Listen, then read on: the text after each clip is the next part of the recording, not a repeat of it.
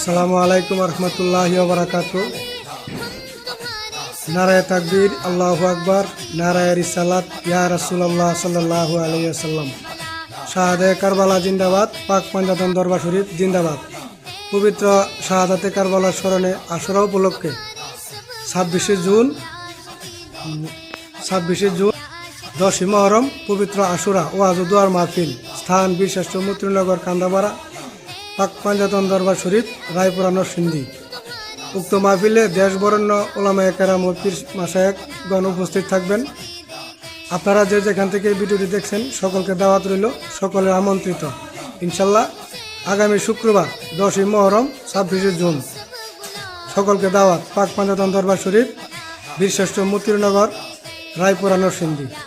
আয়োজনে গুদ্দিন পীর সাহেব, আলহাজ উমর ফারুক রিজভী আল হুসাইনি।